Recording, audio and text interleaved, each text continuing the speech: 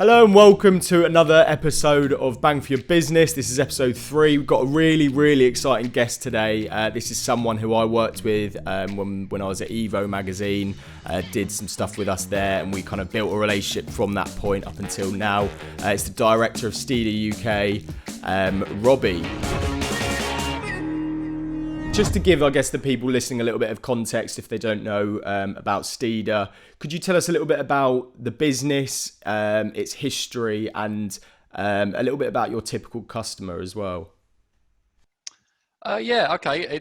Basically Steeda was founded, like you said before, about 30 years ago, and it's founded by a guy called Dario Orlando, who has got a very long Ford history. You know, his granddad worked for Ford just after Henry Ford started the company. His dad was a designer at Ford and was actually involved in designing the original Mustang when it first came out, and was part of the GT40 team and stuff like that. So Dario was sort of in amongst Ford from day one, you know, when he was a little kid. And then he grew up, he was into cars, obviously.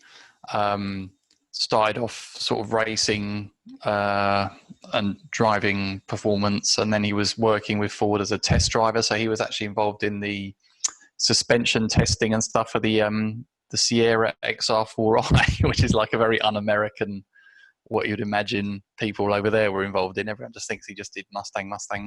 But, you know, I think he started off his racing doing sort of MGs and like small British cars like that. Then got into Mustang. So when he set up his own company, he was focusing on doing Mustang tuning. And that was where Steeda, you know, was born. And then Steeda really came into its own by working with Ford on the Mustang platform with the old Fox body, which then transitioned into the SN95 sort of Cobra body. And really, if you look at the history of Mustang performance, you know, it was originally, when it came out, you had Carroll Shelby taking it on and really getting success with the sort of GT350s and so on immediately when it came out. But then after sort of 69, it just dropped off the face of a cliff. And then, you know, through the 70s and then early 80s, Mustang performance was terrible. And, you know, I mean, the brand almost died because it was so un-Mustangy. And it was Steeda that sort of worked with Ford to actually bring back sort of grassroots race wins by sort of, you know, by the two of them working together. So, like, you know, they think they got the first win since like the end of the 60s or something like that, you know, in a grassroots Mustang, rather than a kind of Mustang bodied race car, if you see, you know, like a NASCAR type or a tube frame type car. You know, we're talking about an actual production car racing. So that's how they started and got a real name for themselves with that, with the you know, the SVT Cobras and the Cobra Rs, which were real special editions. And then they carried that through the S1 197, which was the 2005 Mustang that kind of went back to that retro feel that was a big success for Ford in America. And then we kind of got involved to create Steeda Europe with the idea of the creation of the S550, which is going to be the first ever global Mustang, you know. So we knew that was going to be launched into Europe, and it would have a right-hand drive version officially from Ford for the UK. But obviously Steeda is a Ford performance specialist. It's not just Mustang. So, you know, that global platform thing that brought us the Mustang also brought the Focus ST and the Focus RS to the US. So, you know, there was a big sort of crossover opportunity there as well, you know. And when you were talking about our typical customer, it kind of doesn't exist at the moment, because currently the way I see it is you've got the EcoBoost vehicle stream, where you get, you know, maybe like the classic Ford customer in the UK who maybe is a young kid and they start off with a entry-level Fiesta, and then they might get a Fiesta ST, then they might get a Focus ST, then they might get a Focus RS, and then that would be like, that was the old peak of the pile in Ford performance. But the Mustang didn't kind of fit into that, because it's a completely new car and it's not really, you know, it's not really part of the Ford scene when it was launched, you know, so that the initial customers for the Mustang was more people like American muscle fans, American car fans, people who just are car fans, and the Mustang is a, you know, is a classic car brand that they've never been able to get before officially in a right-hand drive car. So you had loads of people like that sort of getting the Mustang. I think those two are going to converge over time, because obviously each year that the Mustang is here, it becomes more of a, yeah, it's a Ford that you can get. So maybe those Ford customers I was talking about earlier, instead of just, you know, going to Ford Fair, for example, and just seeing a bunch of Focus RSs and going, oh yeah, that's what I want to get in the future. Now they're seeing a bunch of really cool Steeda Mustangs and they're going, well, actually, that's what I want to get in the future. So, you know, it's kind of opened a new door of like peak performance for the Ford fans. And, you know, obviously the Mustang fans continue as well, you know. Robbie, you've talked about the history of the company. What about your history? How did you get involved? Well, I have a background in sort of audio media, so not car-y at all. But I've always liked cars, obviously. I mean, I've always been a car enthusiast, and again, like Dario, sort of through my father. I mean, not that he worked in cars, but he was always a massive car fan. He used to just go through cars like crazy and just change them all the time, and had a real breadth of the sort of thing he liked. So I was always interested in it and enthusiastic about it. And then in 2003, I had some money left over because I'd sold a house and I wanted to get a new car. And I got a Mazda RX-8, a rotary RX-8. And I really liked it. And I'd never done anything with cars before. I just used to just buy them and drive them, and, you know, there you go. But with the RX-8, literally the minute and I think it wasn't the first car I got brand new, but it was the second one I got brand new. And the minute I drove it off the sort of dealer court, I was like, yeah, you know what, I want to make this faster. I liked it, but I was like, yeah.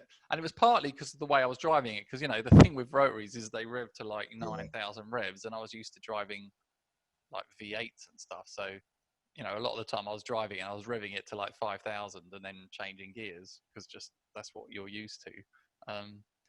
And then you have to thrash the pants off the rotaries to get into the performance. You know, the performance in the RX-8 is really from like 7,000 RPM up. So, you know, I wasn't even getting there. But anyway, I was just like, right, I need to do something about it.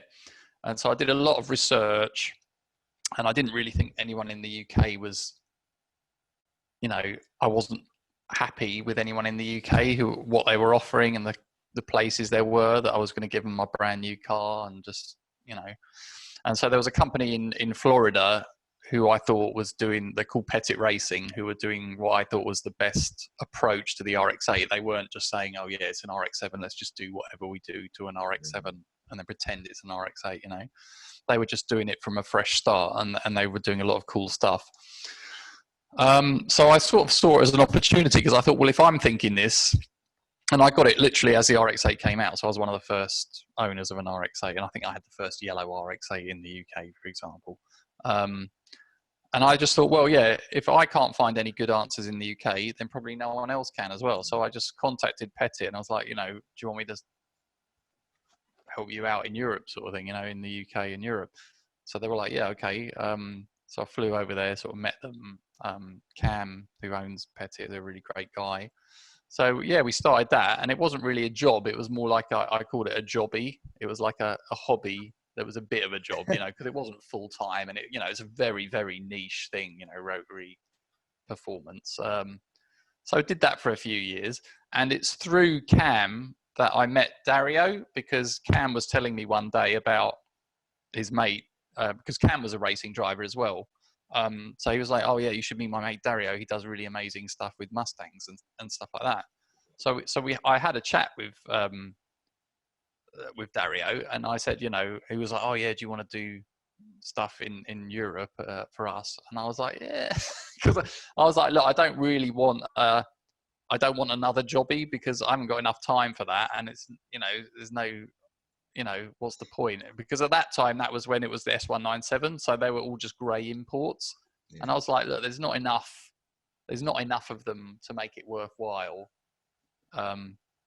But then a couple of years later, when Ford announced the global platform stuff, then I was like, okay, so I got on the phone to Dario. I was like, right, now we can do it seriously because there's actually a reason to do it.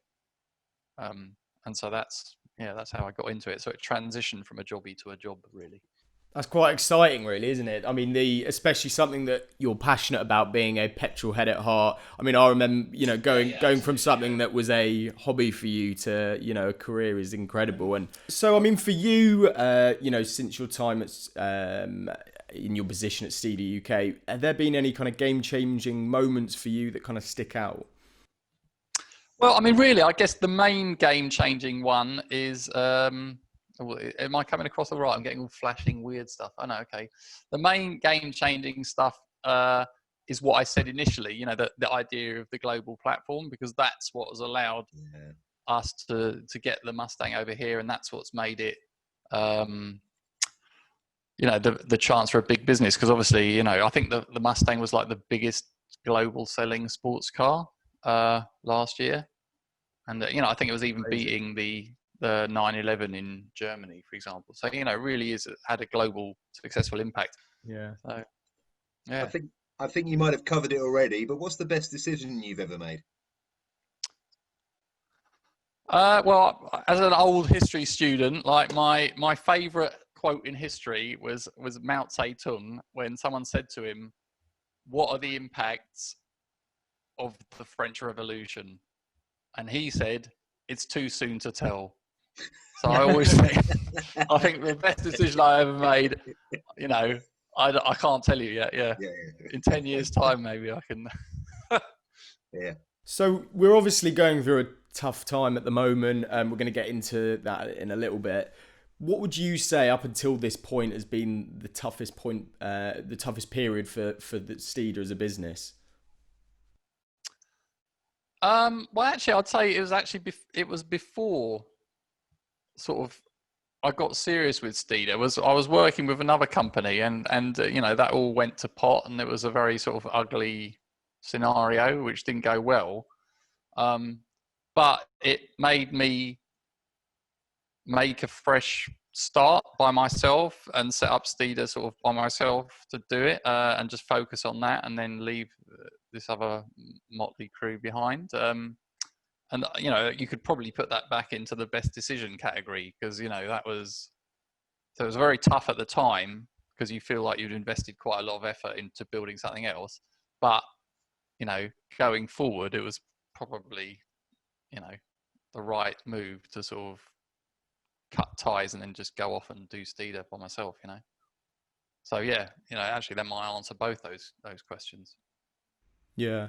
I mean, just on that note, how kind of tough was that, to that transitional period to kind of make that leap, that jump? Because, it's not easy. I mean, it's something James and I have gone through, since starting up our businesses. So yeah, tell us a little bit about that transition. It was tough, because, you sort of have to rethink everything. And it was like, I had to just move everything out of where I was working from, and literally like hire a storage facility and dump a bunch of stuff in there, and then do stuff from home for a while until we sort of started expanding with Steeda. Because the thing with Steeda, I set it up quite a while ago, but it was set up on the proviso, or not on the proviso, but like for the purpose of addressing the global platform vehicles. And, when I first set it up, there weren't any global platform vehicles. It was setting it up to get ready for that. So it was a very slow sort of start. And then, it was after the ST came, then the Mustang launched into Europe. But even that was a very long and drawn out process, because the new model Mustang had a lot of teething issues in terms of production line and so on in America. And obviously they're all made in America, in Detroit, in the Mustang factory, and then brought here. So the launch into Europe was really delayed, and then it was done into Europe first, because they just said, look, we can do the left-hand drive stuff a lot easier than the right-hand drive stuff, so let's just get that done. And then they started coming really dribs and drabs into the UK. I think it was nearly 9 months after they were meant to, pretty much. So yeah, so that period was tough, because it was all change, and then very little business. So £20 a month isn't exactly Just on that note, just quickly, what advice do you have for someone that's kind of teetering on the edge of going and doing that thing that they've wanted to do? You know, from the stability they may have already. You know, do you have any advice, anything, any kind of takings from your experiences to kind of, you know, for people to make that jump into where they want to go rather than? I mean, you know, I've always done my own thing for a long time because, you know, even in the audio media, I sort of set up my own company and left the studio I was working with and did that. So I always think it's the best thing to do if you can, because you're master of your own destiny. And yeah, it means, you know, if you want lavish lifestyle, it's probably probably not the best choice, because, you know, it's tough times, especially when you're starting, you know, and your benefit is that you control your time, which is in effect invaluable.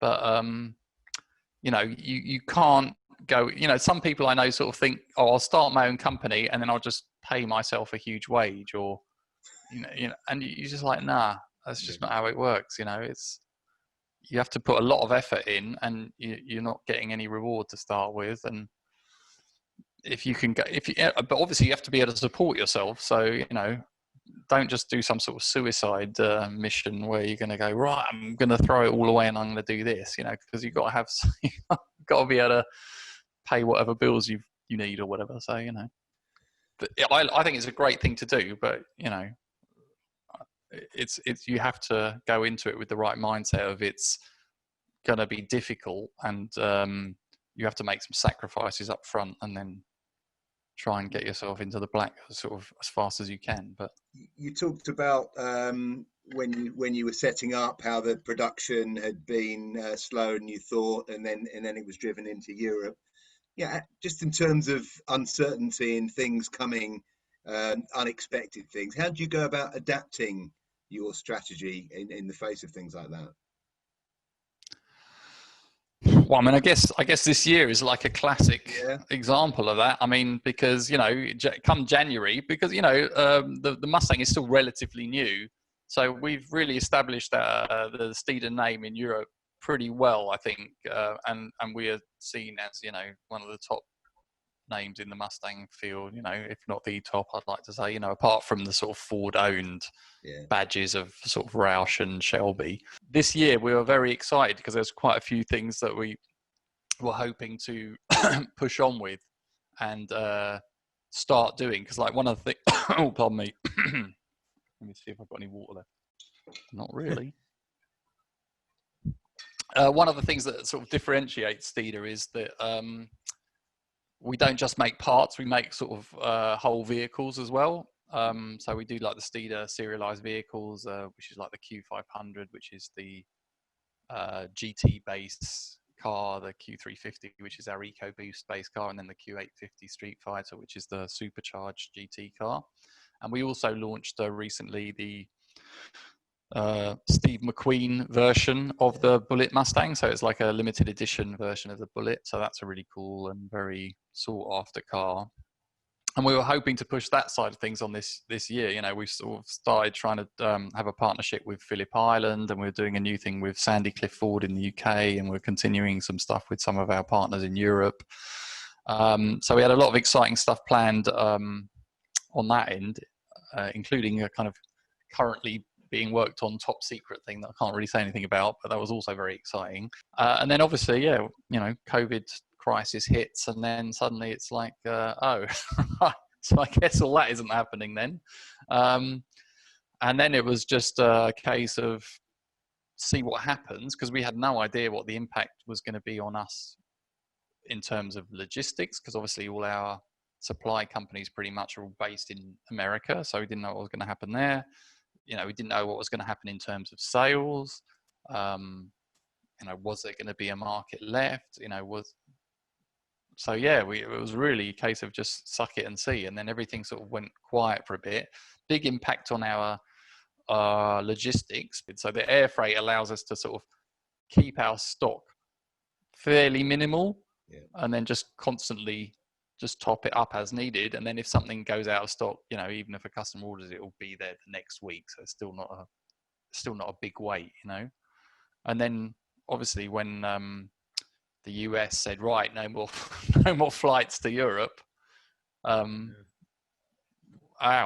did we deal with that? So we had a big, someone took a shoe to our logistics big time, because a lot of people don't realize that air freight mostly comes via passenger planes. It doesn't go in. So people like DHL or UPS have got their own fleet of freight planes that they just ship their own stuff with, but most commercial freight just goes in the extra bits on passenger planes. So that was totally knocked for six, and so we've started doing a bit of air freight again, but the price has gone through the roof. I think it's like triple what it was, which means we can't do everything by air freight, because a lot of car parts are obviously big chunking heavy bits of metal, so we used to sort of balance out, but now that's just not viable, so we've had to start trying to do sea freight again, which we don't like doing because it takes ages to get here, but that's been forced on us. So there's been a lot of logistic rejigging, and then thankfully we have seen sales continue, because I think in a way the lockdown has meant people have got nothing to do, and if we can send parts to their house and they can go to their garage or their driveway and tinker with their cars and stuff, it's a hobby that they can continue. They can't go to the pub, you can't go out, you can't go to a race meet, you can't go to a car show, but you can still twiddle with your car and polish it and do a bit of a project on it. So that is good. We have seen orders, although it tends to be more of the easy to do stuff. Tell us a little bit about how your marketing strategy has looked over the past 12, 18 months, and then I guess how you've adapted that during lockdown.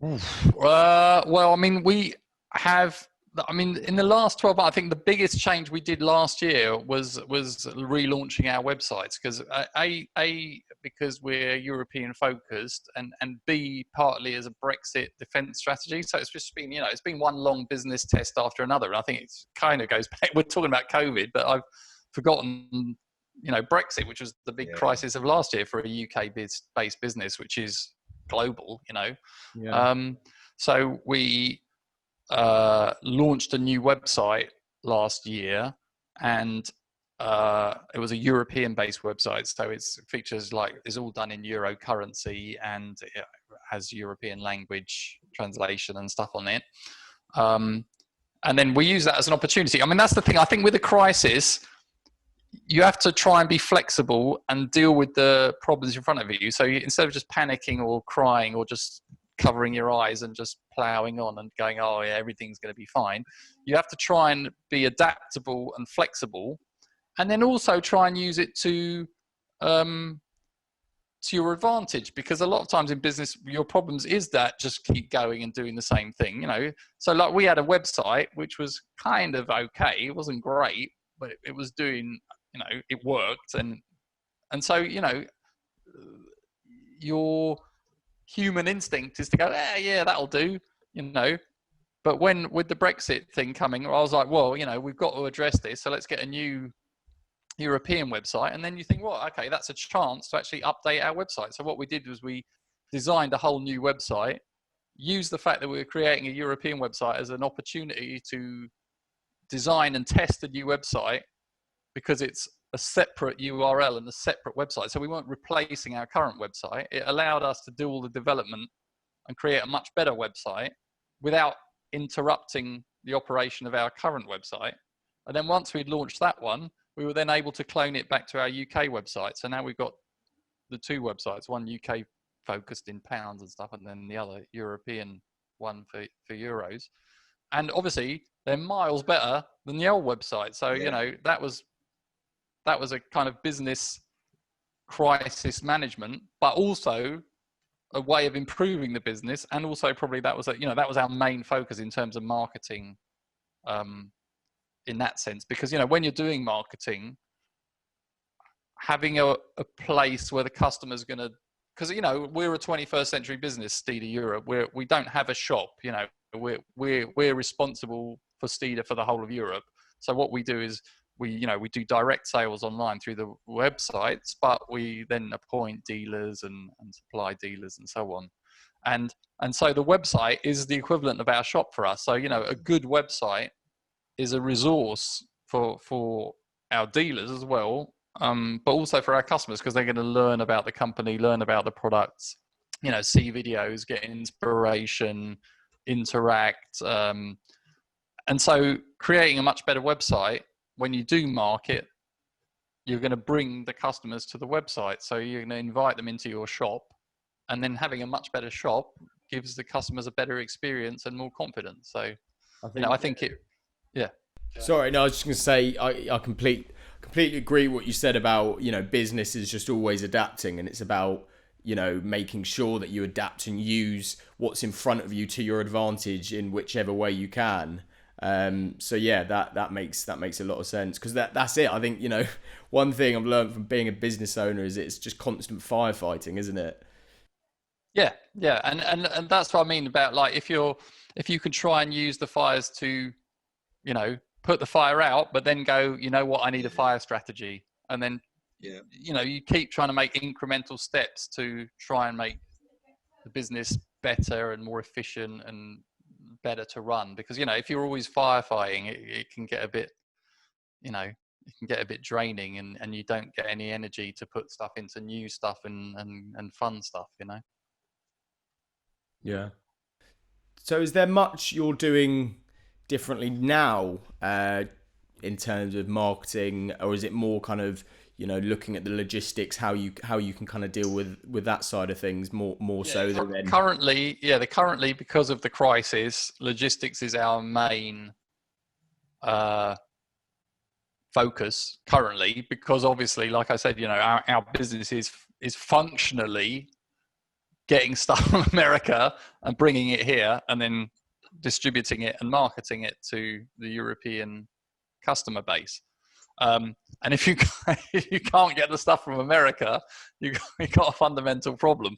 So yeah, so that is the current focus on doing that. And then marketing, you know, we were, after the launch of the new website, so we were sort of working with our sort of, you know, web marketing people in terms of setting up Google AdWords strategies and Google marketing strategies and so on, for both sites, just to get them sort of baselining. And that's something we want to expand on a bit more, especially in terms of the European site. That's something we're trying to do more, so we can get more native language sort of web marketing going on.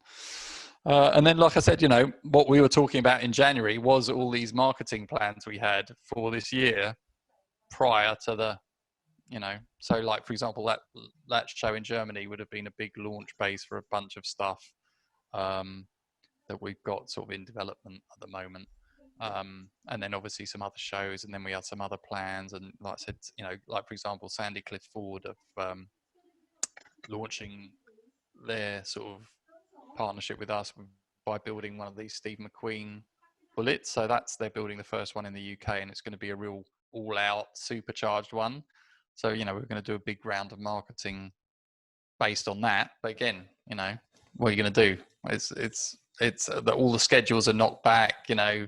Yeah, like, the magazines aren't doing testing. You can't drive it anywhere. You can't take it to the shows that we had planned. We were going to do stuff with Michelin with it, but, you know, that's all just on hold or cancelled or whatever. So it's just a case of trying to, you know, it's almost piece things like back together again. It's almost like, I think, from your side, from during something like this, taking advantage of that e-commerce element, you know, parts, and you know, that side of things through conversions and online kind of traffic through to those pages just seems like a kind of good way to go.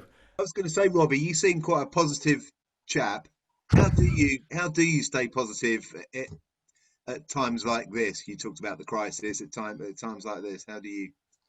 Well, I think really, I mean, it would be very easy to be negative if we were unlucky, because, you know, we're really lucky. We live in a nice place in the countryside. So personally, I'm lucky, and I've got my family, and we're all, you know, my wife and I can continue working kind of as before. And then our business is also a business where it can continue. I mean, in America, Steeda are absolutely going gangbusters at the moment, because I think the American customer is much more hands-on.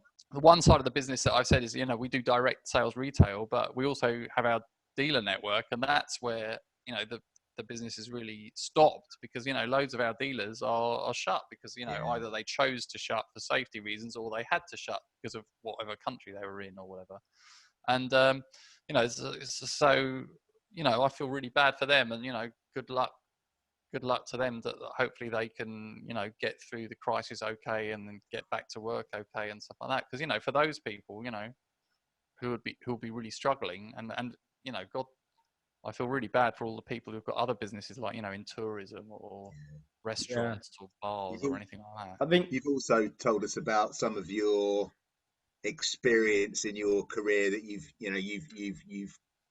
been in testing times before. You've got quite a lot of experience there in order to cope at the moment, which is great. Yeah. Well, I think if you set up your own business, you have to be somewhat of a positive person, because otherwise you wouldn't do it, would you? Because you just think, oh, this is going to be a nightmare. It's going to be really hard, and this will go wrong, and that will go wrong, and I'll just give up. So I think maybe you have to have a positive outlook to actually launch it. It's about, like you said, you kind of hit nail on the head, but it's the context of, looking at the bigger picture. Yes, there's elements to business that might be, not be going as well. All these kind of areas that we're kind of looking at logistically, things could be way better. But dwelling, on these things, when really, if you look at the bigger picture in a global crisis like this, if your family are healthy and safe, you should be positive, because... Yeah, no, exactly. In fact, I just got an email from Rob, a friend of mine who runs HP tuners in Europe, and basically he's just said, him and his wife, got struck down with coronavirus, and they were, they didn't, thankfully they recovered, but he said, they were knocked for six for a good week, and then it took them 5 weeks after that to sort of recover, so, thankfully he's okay, and his wife's okay, and the rest of the team okay, and, most people I know are okay, but, yeah, like you said, it's there's really serious downsides out there, and people are really struggling. So yeah, we're pretty lucky so far. Yeah. So what advice would you say that you've got for other businesses out there? During times like this, anything that you've learned during lockdown that you could kind of pass on that you think may be of value? I think just is spend your money wisely. Try not to spend it unless it's a must spend or a wise spend, and then just stay flexible. Just keep your eyes and ears open and try and see what's happening. Don't just assume it's business as normal. Try and see where you're going. Like I said, our dealers have shut down, and so we're still doing sales, but the sales that we're making is a lot more of the easy to do stuff. So, in terms of what we're stocking and what we're bringing in, that's changing as well, because we're trying to sort of load more heavily on those type of items. So, and then just, keep trying to engage with your customers and just help out who you can. I think that's so important what you just said, engaging with your customers, because, James and I in the previous podcast, we kind of had this conversation about, it's potentially not the time to be really down your throat salesy, and more kind of how can you engage with your customers to kind of, help those relationships in the long term. What you can do there. I mean, with social media, everyone goes on about social media for marketing. But really, frankly, personally, my experience of social media is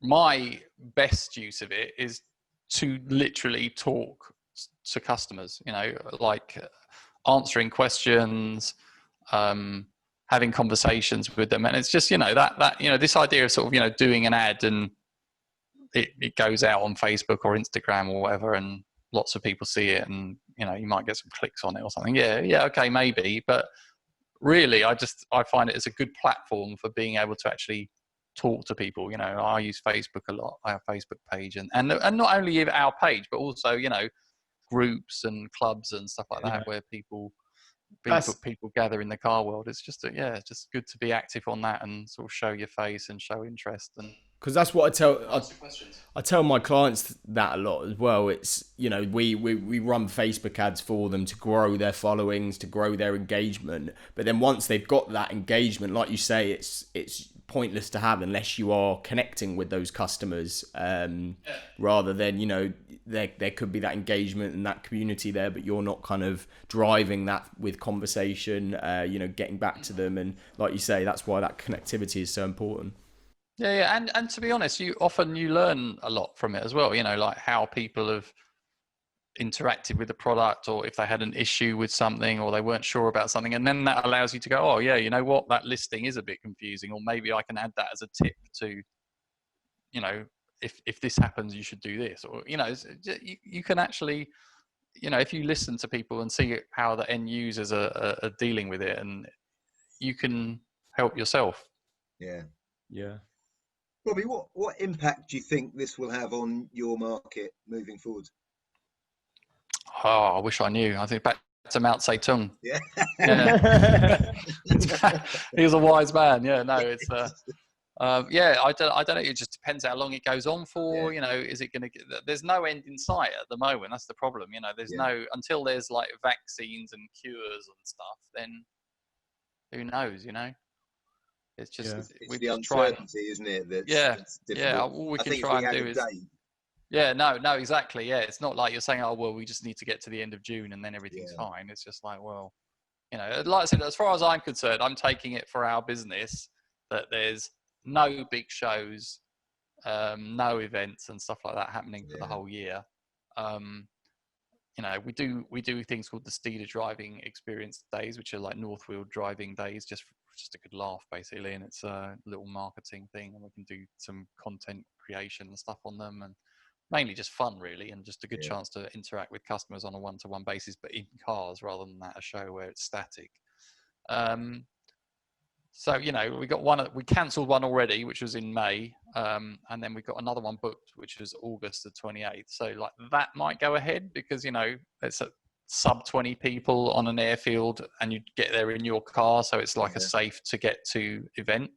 So, you know, so something like that might happen, but pretty much everything else we just said, right, it's cancelled. And then it's just a case of like, we're trying to get on with some other stuff that we can do, while lockdown is happening. So, you know, I think in that sense, it's like exactly that driving experience that you just mentioned. It's about using things like this, things that you can put measures in place to make sure they're safe, to kind of still benefit, rather than, like you say, just kind of putting an end to everything for the year, and almost looking to the next. It's kind of, how can you adapt certain elements of that marketing strategy or just that overall strategy to that can be kind of changed to be more safe and for people to attend. Yeah. I mean, and then, you know, we'll just get on with it and just keep your eyes open. And I think, you know, like in terms of government and stuff, you know, it's nothing to do with our business, but it's, you know, even if lockdown eases, because, you know, I think the big thing going on in the UK press at the moment is everyone was jumping up and down saying, oh, Monday everything's going to change, and you know, and you're like, yeah, all right, things might change, but governments, whether it's the UK or France or Europe or whatever, you know, they need to get the message out that, look, stuff might change, but it's not back to normal. You know, we're not going back to January where we're all going, ooh, you know, what an exciting year this is going to be. We're going to do this, that, and the other. It's going to be back to, well, we've got a massive pandemic that's really dangerous, and, you know, take care of yourselves and try and do things sensibly. Like I said, you know, like if they're going to say, right, you're allowed to travel, do you really think that's a good plan? You know, if you have to travel, then fine. Yeah, cool. Travel. But if you're just going, I'm just going on holiday to the beach, then, you know, don't do that, you know. It's just, why take the risk? You know, why try? I think it's back to medieval times a bit, you know, stay in your local area, little businesses open and get on with things, and then try and do the best you can. You know, hopefully all the dealerships will be able to open again, because I think garages and stuff like that are quite safe to operate businesses, because they're, you know, it's like one mechanic per car. They've got a lot of space around them. The customers usually just interact by dropping the car off and then picking up again. So hopefully they'll be able to open safely and start trading again. In terms of our business, but I think generally in terms of life, it's just going to be a case of everyone take as much care as possible and do as little as possible if you can, if you've got the option.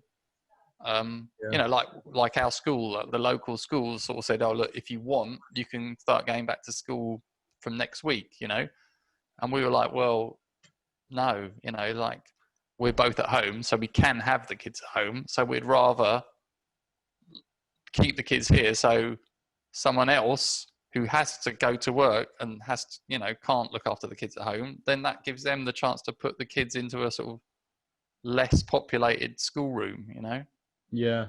So I think there'll be people taking a similar view to office work. Actually, I think a lot of people, absolutely. when offices are legally opened, I think a lot of people are going to turn around and say, actually, I can be just as functional at home. I'm not keen travelling on public transport. I'm actually, I think there'll be quite a lot of pushback on that. It'll be quite interesting. I actually think that's one of the silver linings of COVID is the fact that a lot of companies are run by older people because the management tend to be older, obviously, and they tend to be quite stuck in the mud about working from home and flexible working and so on.